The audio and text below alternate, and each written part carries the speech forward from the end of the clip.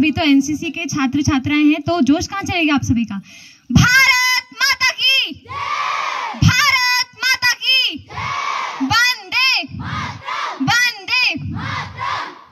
अब सही है। तो है वही शूरमा इस जग में जो अपनी राह बनाते हैं, कोई चलता पद चिन्हों पर और कोई पद चिन्ह बनाते हैं, कोई पद चिन्ह बनाते हैं। आज के इस कार्यक्रम के मुख्य अतिथि हमारे जनपद चंपावत को आदर्श चंपावत बनाने में समर्पित हमारे जिले के एडीएम सर, आदरणीय अपर जिला अधिकारी महोदय सर, और उनके साथ आए हुए प्रशिक्षु एसडीएम दोनों जो भी भैया यहाँ पे उपस्थित हैं। एक तो मेरा आपसे परिचय तो नहीं है, लेकिन वैभव भैया आप हमारे क्षेत्र की आन बान शान है और आप हमारे लिए प्रेरणा स्रोत है, तो आपका भी मैं यहाँ से प्रणाम करती हूँ।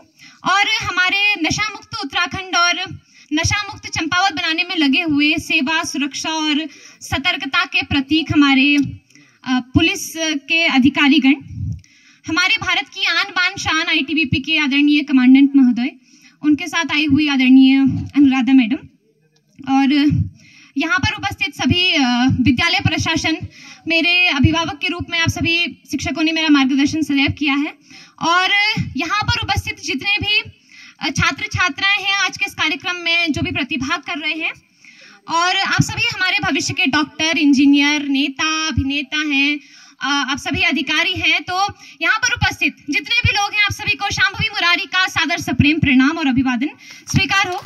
मुझे इतने बड़े संस्थान में आज आने का ये सौभाग्य प्राप्त हुआ है। ये संस्थान मेरे लिए किसी सरस्वती पीठ से कम नहीं है, तो मेरे लिए गौरव की बात है। मैं धन्यवाद व्यक्त करती हूँ आप सभी का कि आपने मुझे इस योग्य समझा। ये मेरे लिए बहुत गौरव की बात है, गौरव का विषय है, और सर आप लोगों की उदारता है कि आपने मुझे इस योग्य समझा कि मैं आज यहाँ पर खड़े हो सकूँ। और मुझे ऐसा लगता है कि शिक्षा का उद्देश्य केवल रोजगार पाना नहीं है, शिक्षा का उद्देश्य है हमें जीवन के मूल्य सिखाना, हमें सही मार्ग दिखाना ही एक शिक्षा का उद्देश्य है। क्योंकि मैं भी 12वीं में अध्ययनरत हूँ, मैं भी आप सभी के बीच से हूँ, तो मुझे ये बात समझ में आती है कि अंकों पर ध्यान मत दीजिए, अंकों से ज्यादा आप ध्यान दीजिए सीखने पर। अंक आपको स्वयं मिल जाएंगे।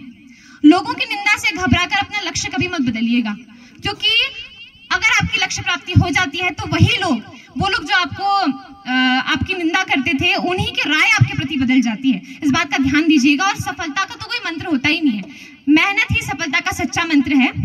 गुरुजन हमें सफलता का मार्ग बताते हैं, दिखाते हैं, सिखाते हैं, लेकिन उसमें चलना हमें स्वयं ही पड़ेगा। गुरुजन सिर्फ हमारा मार्गदर्शन कर सकते हैं, चलना हमें स्वयं ही है। रामचरितमानस में महाकवि तुलसीदास जी ने कहा है कि काऊ न को सुख दुख कर दाता, निज कृत कर्म भोग सब भ्राता, और कर्म प्रधान विश्व रच राखा, जो जस करहि सो तस फल चाखा। अर्थात कि कर्म तो हमें ही करना पड़ेगा। कर्म प्रधान विश्व रच राखा, विश्व में कर्म को ही प्रधानता दी गई है। कोई हमें कितना भी मोटिवेट कर ले, कोई कितना ही सिखा ले, कोई कितना ही मार्गदर्शन कर ले, कर्म हमें स्वयं से ही करना पड़ेगा। शासन, अनुशासन, लक्ष्य निर्धारण, आत्मविश्वास, और ये सफलता की वो चाबी है जिससे आप कुछ भी प्राप्त कर सकते हैं। स्वामी विवेकानंद जी ने कहा था कि उत्तिष्ठ जागृत प्राप्य वनानि भूत, अर्थात उठो, जागो और लक्ष्य प्राप्ति तक रुको नहीं। जब तक आपको आपका लक्ष्य नहीं मिल जाता, आप सभी प्रयासरत रहें, रुके नहीं, अपने टारगेट के प्रति समर्पित रहें। क्योंकि मैं एक विद्यार्थी हूं, तो मैं इस बात को शायद ही मुझसे अच्छे से कोई समझ पाता होगा।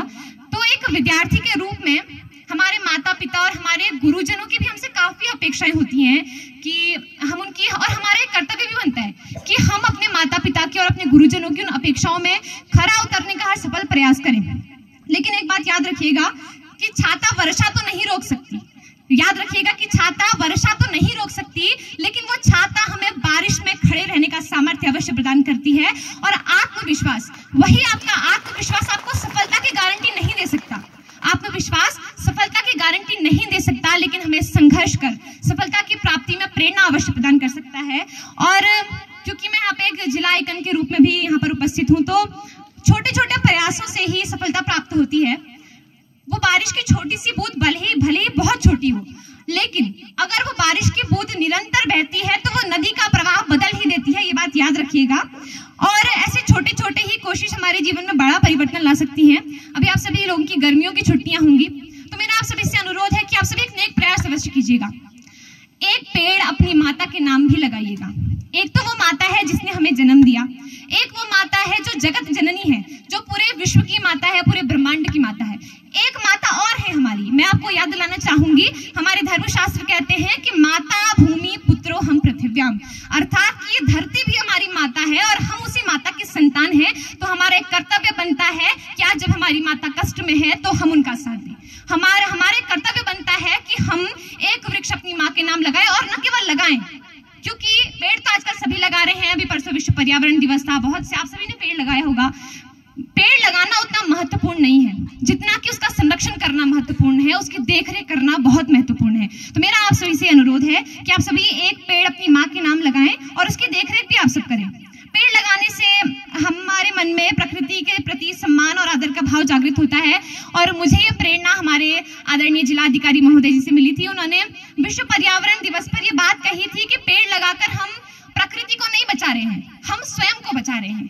हम स्वयं का रक्षण कर रहे हैं पेड़ लगाकर, प्रकृति को हम नहीं बचा रहे हैं। और इसका साक्षात प्रमाण हम सभी ने अनुभव किया है, क्योंकि कोरोना महामारी के दौरान हम सभी को पता चला है कि हमारी संस्कृति में धरती को माता क्यों कहा गया है, वायु को देव क्यों कहा गया है। आप सभी इसके साक्षात सारथी हैं। और जब से हमारी संस्कृति में विकृति उत्पन्न हुई है और उन विकृतियों को स्वीकार्यता मिली है, तब से हमारा बाल मन, हमारा जो युवा वर्ग है, वो अपनी संस्कृति से कटता जा रहा है, वो विमुख होता जा रहा है और फिर कहीं ना कहीं वो नशे की गिरफ्त में आते जा रहा है। क्योंकि अभी एक हमारे पुलिस अधिकारीगण सर आए थे, उन्होंने भी आप सभी को नशे के बारे में बहुत सी बातें बताई। तो धर्मशास्त्र भी इसके बारे में एक बात कहते हैं कि रामचरितमानस में कहा गया है कि सुमति कुमति सबके उर रही, नाथ पुराण निगम अस कहीं, जहां सुमति तहां संपत्ति नाना और जहां कुमति तहां विपत्ति निदाना। के अर्थात हम सभी के भीतर सुमति और कुमति दोनों हैं। हम सभी के भीतर राम भी है, रावण भी है, हम सभी के भीतर भगवान श्री कृष्ण भी है और कंस भी है। अब यह पूर्णतः हम पर निर्भर करता है कि हम अपने भीतर के राम का पोषण कर रहे हैं या हम अपने भीतर के रावण का पोषण कर रहे हैं। हम सभी अपने भीतर के श्री कृष्ण का पोषण कर रहे हैं या उस कंस का पोषण कर रहे हैं। वर्तमान समय में आधुनिकता की दौड़ में फैशन के कारण, देखा देखी के कारण और बहुत सारी ऐसे सोशल मीडिया की चीजों के कारण भी हमारा आज का जो युवा वर्ग है वो नशे की गिरफ्त में आते जा रहा है और वो उसमें फंस कर रह जा रहा है। उसके पास कोई उपाय नहीं है कि वो बाहर निकल सके। तो नशे की लत के जो युवा होते हैं ना, वो न केवल हमारे परिवार के लिए, अपितु समाज के लिए, अपितु राष्ट्र के लिए भी घातक सिद्ध हो रहे हैं। तो आज एक बहुत ही सुनहरा अवसर मुझे मिला है और मैं आप सभी की जनपद की जिला आइकन भी हूँ। तो मैं आप सभी से एक नशे का संकल्प लेने का, छोटा सा संकल्प लेने का अनुरोध करती हूँ, जिसमें हम ये संकल्प लेंगे कि हम न स्वयं नशा करेंगे और न दूसरों को नशा करने के लिए प्रेरित करेंगे और साथ ही हम उनको भी रोकेंगे नशा करने से। तो यहाँ पर उपस्थित जितने भी लोग हैं, मैं आप सभी से अनुरोध करती हूँ कि आप सभी अपनी अपनी सुविधानुसार अपने अपने स्थानों पर खड़े हो जाए और अपना दाहिना हाथ आगे बढ़ाकर मेरे साथ ये दिव्य व शुभ संकल्प दोहराएं।